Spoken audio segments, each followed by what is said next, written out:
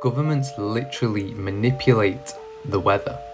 And if you haven't woken up to that by now, you have been sleeping under a rock. I mean, have you literally heard what the UAE have been doing? They are using drones to manipulate the weather.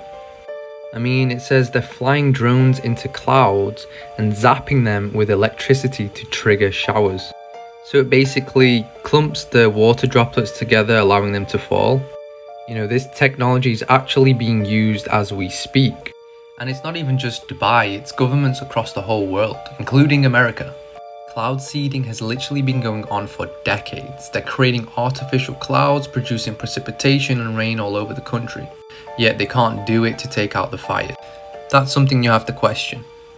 So in an article released by Interesting Engineering, they're basically saying they're using titanium dioxide nanoparticles currently being tested in the US to generate rain and precipitation and things like that.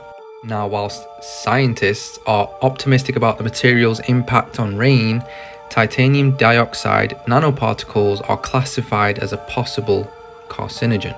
That is right, they're using carcinogens, spraying that into the skies, and that's all falling down on you, the consumer, the average person.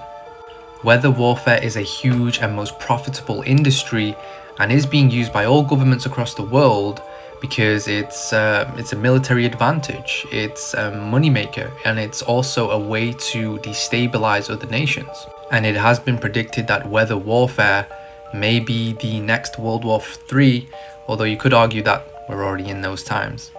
There is no surprise we're seeing extreme weathers across the whole world, floods, catastrophes, all those things, because when you mess with Mother Nature, she will reply. And as these billionaires, the oligarchs, the technocrats start messing with the weather, it is the end consumer, it is the people that have to suffer.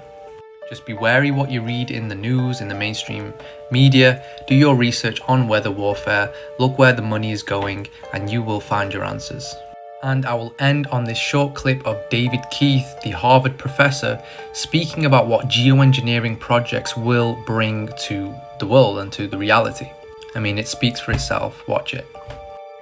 There was a collective decision to do a geoengineering program, and you put, say, the kind of program I think makes more sense to put about 1 million tons a year in, but let's say, you might end up killing many tens of thousands of people a year as a direct result of that decision. I think that has moral consequences. I don't sweep it under the rug. So this is a case where